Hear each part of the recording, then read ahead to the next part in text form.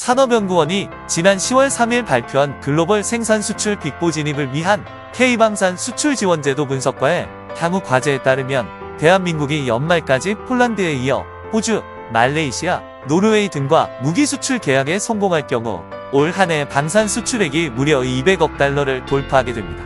현재 추진 중인 수출권은 호주의 레드백 장갑차, 말레이시아의 FA, 오군 경공격기, 노르웨이의 K2 전차, 이집트의 K2 전차와 F5의 요금, 경공격기, 콜롬비아의 F5의 오군 경공격기, 그리고 사우디아라비아의 천궁 토우위함 및 복합 대공화기피 호복함입니다. 만약 이런 추세라면 한국은 미국, 러시아, 프랑스에 이어 세계 방산 수출 4위권에 진입하게 되는데요.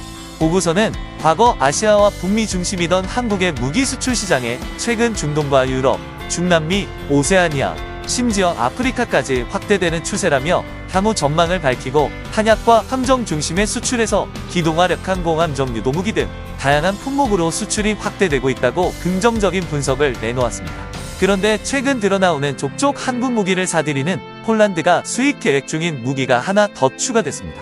잘하면 호주보다 빨리 수입하게 될지도 모르는 상황인데요. 어떤 무기일까요? 안녕하세요. 디스맨터리입니다. 우리에게 전차만 있었어도 이는 한국 전쟁 당시 남하하는 북한군의 T-34 전차를 맨몸으로 막아섰던 한 국군 용사의 일기장에 실제로 쓰여있던 문장입니다. 당시 한국에는 전차 0대, 반궤도 장갑차와 M8 그레이하운드 장갑차 20여 대가 전부였는데요. 시간이 흘러 우리 대한민국은 탱크, 전차, 자주포까지 세계에서 가장 앞선 무기를 수출하는 방산 강국이 되었습니다. 아마 우리가 이렇게까지 무기 개발과 국방력 강화에 힘을 쏟는 이유는 과거의 아픔으로 생긴 한 때문일 것입니다. 계속해서 이어지는 수출 소식을 전해드리는 것이 늘 마음 뿌듯하고 벅차오르면서도 한편이 먹먹한 이유는 아마 그 한 때문인지도 모르겠습니다. 지난 10월 19일 현대로템이 만든 K2 전차와 하나디펜스가 제작한 K9 자주포 출고식의 경상남도 창원에서 열렸습니다. K2 전차열 때 K9 자주포 24문은 곧장 폴란드로 향했는데요. 현대로템과 하나디펜스는 폴란드와 지난 8월 수출 계약을 체결했고 계약에 따라 K2 전차 180대, 캐나의 자주포 212문을 폴란드군에 공급하기로 했습니다. 그러니까 이번에 출고된 것은 초도 물량인 셈입니다. 업계가 주목한 것은 다름 아닌 수출 계약부터 첫 번째 무기 출고까지 걸린 시간인데요. 지난 8월 실행 계약 체결 이후 2개월, 7월 수출 기본 계약 직후 생산에 돌입했다고 해도 3개월 만에 완제품이 나온 것인데 이처럼 완벽한 기술, 합리적인 가격, 고객, 국가의 상황에 따른 유연한 대처를 통해 한국 방산업계에 대한 평가가 높아지는 와중에 폴란드로부터 추가 주문이 들어올 수도 있다는 소식이 들려왔습니다. 바로 대한민국이 만들어낸 차세대 전투장갑차 레드백입니다. 이번에도 폴란드인데요. 폴란드의 마리 우시부아시차크 부총리 겸 국방부 장관은 2021년 10월 20일 자체 개발 장갑차 보르속의 보안수단으로 한국의 레드백을 고려하고 있다고 트위터 계정을 통해 밝혔습니다.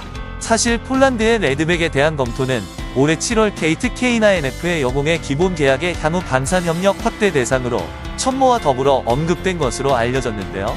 이때 언급된 천무가 실제로 기본 계약에 체결된 것을 본다면 레드백 수출 역시 상당히 높은 확률로 진행될 것으로 보입니다.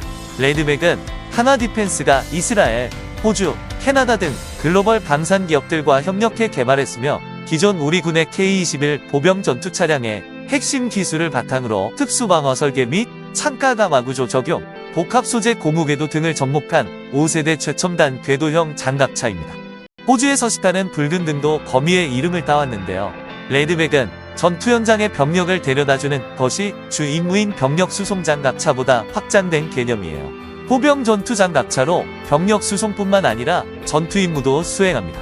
뿐만 아니라 레드백에는 대전차 미사일을 발사할 수 있는 하이브리드 포탑이 장착되며 30mm 주포와 762 미일의 기관총이 탑재되는데요. 최근 우크라이나와 러시아 전쟁에서도 목격했듯 전장에서 전차의 생존성은 생명과도 같습니다. 이런 의미에서 레드백은 첨단 전투기의 레이더로 쓰이는 능동 이상 배열 레이더를 이용해 장갑차로 접근하는 적 대전차 미사일 등을 사전에 포착해 요격하는 아이언 피스트 능동 방어 체계가 접목되었으며 레드백 차량에 13 위장막을 두를 경우 적의 13 감지 장비 탐지와 10 추적 미사일 공격을 피할 수 있습니다.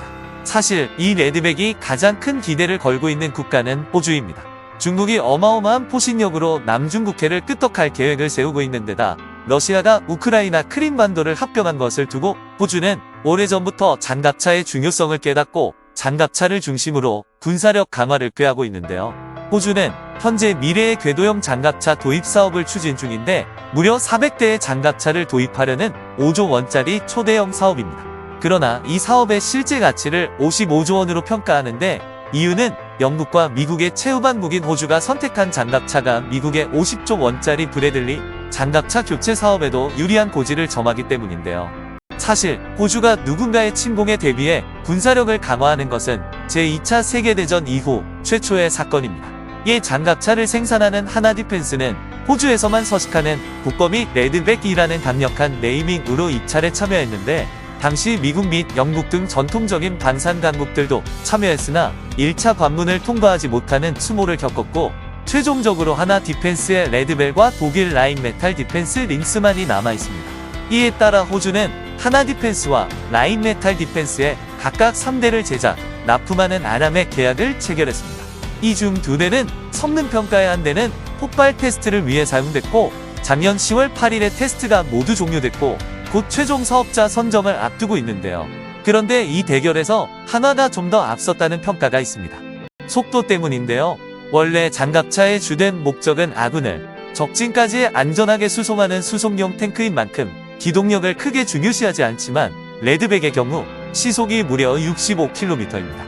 4톤짜리 고철 덩어리가 시속 65km로 달린다는 것은 엄청난 기술력이 뒷받침되지 않으면 불가능합니다.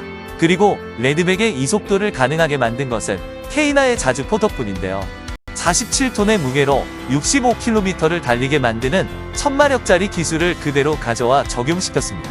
케이는 자주포의 파워팩 성능은 논란이 있지만 이미 20년간 현장 운용을 통해 검증된 반면 독일의 링스는 상대적으로 최근에 개발되어 아직까지 현장 운용을 통한 신뢰성은 검증되지 못한 단점이 있습니다.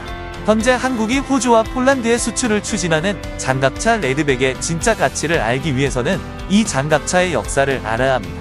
스타크래프트를 해본 사람이라면 누구나 테란의 가장 무서운 무기 시즈 탱크를 잘 아실 것으로 생각됩니다.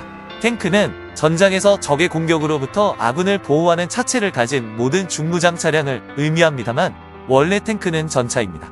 그리고 전차와 장갑차, 자주포는 전부 외형이 비슷하지만 그 임무는 구별되죠. 가장 강력한 포를 탑재한 전차의 주목적은 적군 기갑부대와 직접적인 전투를 치르는 것입니다. 전쟁이 발발하면 가장 먼저 앞으로 달려가 상대방의 전차를 부수고 방어선을 초토화시키는 역할을 하죠. 덕분에 뒤따르는 장갑차와 자주포의 기동을 수월하게 해줍니다. 전차라는 개념이 역사에 처음 등장한 것은 제1차 세계대전으로 당시 전투는 병사가 참호에 숨어있다. 적군이 다가오면 1대1 전투를 펼치는 참호전이었습니다. 그렇기 때문에 적군에 진격하지 못하도록 철조망 등으로 방어선을 구축하는 쪽이 월등히 유리했죠. 방어하는 쪽이 절대적으로 우위에서는 상황에서 영국에서 훌륭한 차량이 한 대 제작됩니다. 바로 MK1 전차인데요. 이 전차는 이륜4분, 6년 등의 원형 바퀴가 아니라 무한궤도를 장착했는데 이 덕분에 병사가 참모에서 직접 전투를 벌이지 않더라도 무한궤도로 참모를 박살을 낼 수 있게 됐습니다. 그래서 이때부터 지상의 왕이라는 별명을 갖게 되죠.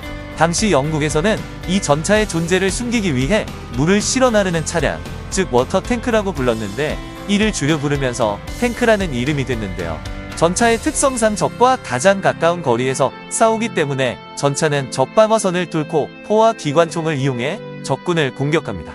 공격과 방어가 동시에 가능해야 하므로 적의 대전차 포탄을 막아낼 만큼 두터운 장갑을 두른 것이 특징이고 이로 인해 무게가 상당히 무거운 것이 특징입니다. 한국이 만든 K2 전차가 있습니다. 하지만 지상의 왕이라는 별칭을 가진 전차도 만능은 아닙니다. 시야가 좁아 조건의 전차 또는 대전차 무기를 소유한 보병을 발견하지 못하는 사각지대가 생긴다는 치명적인 단점이 있죠. 그래서 전차가 지나갈 때는 항상 보병이 뒤따르는데 보병이 뛰어다니기에는 전장은 너무나 위험합니다. 그래서 등장하게 되는 것이 장갑차인데요. 장갑차는 전차의 뒤를 따라다니되 적의 공격으로부터 보병을 보호할 수 있도록 두터운 갑옷, 즉 장갑을 두르고 빠른 속도로 전장을 돌릴 수 있도록 설계됐습니다. 그러므로 장갑차는 정찰 또는 보병의 화력을 지원하는 역할을 합니다.